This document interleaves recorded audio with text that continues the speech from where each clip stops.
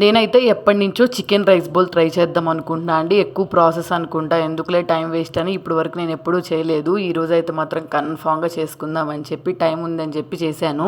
చేసే ముందు ప్రాసెస్ చాలా ఎక్కువగా ఉంటుంది, చేయకూడదు అనుకుంటాం కానీ స్టార్ట్ చేసిన తర్వాత అంత ఎక్కువ టైం ఏం పట్టదు, చాలా సింపుల్గానే అయిపోతుంది. ఈ రెసిపీని అయితే ఇన్స్టాగ్రామ్లో చూసి అయితే చేశాను. ఇన్స్టాగ్రామ్లో కూడా కొన్ని చోట్ల అయితే దీనికి క్రీమీ సాస్ యాడ్ చేసుకొని అట్లాగా చేసుకున్నారు. నేనైతే సింపుల్గా అయిపోవడానికి ఈ ప్రాసెస్లో ఫాలో అయ్యాను.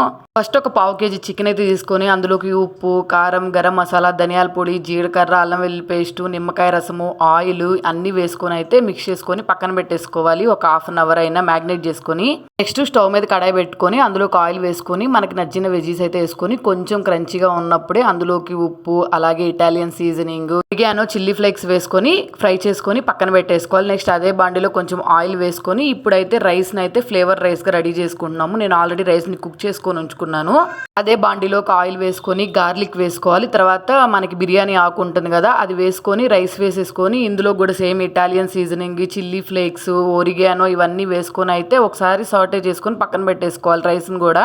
తర్వాత వేరొక కడాయిలోకి మళ్ళీ ఆయిల్ వేసుకొని చికెన్ అయితే ఫ్రై చేసుకోవాలి. చికెన్ అయితే ఈజీగా ఫ్రై అయిపోతుంది, ఎందుకంటే ముందే మ్యాగ్నేట్ చేసుకొని పక్కన పెట్టుకున్నాం కాబట్టి. తర్వాత పెరుగుతో కూడా ఒక డ్రెస్సింగ్ అయితే రెడీ చేసుకోవాలి. ఉప్పు, కారము, అలాగే పెప్పర్ పౌడర్ కావాలంటే పెప్పర్ పౌడర్, నిమ్మకాయ రసం అన్నీ వేసుకొని ఇవన్నీ ప్రిపేర్ చేసుకున్న తర్వాత అన్నీ ఒక ప్లేట్లోకి అసెంబుల్ చేసుకొని పెరుగుతో చేసుకున్న డ్రెస్సింగ్ అయితే పైన వేసుకుంటే సరిపోతుంది. టేస్ట్ అయితే చాలా బాగుంది, ట్రై చేయండి.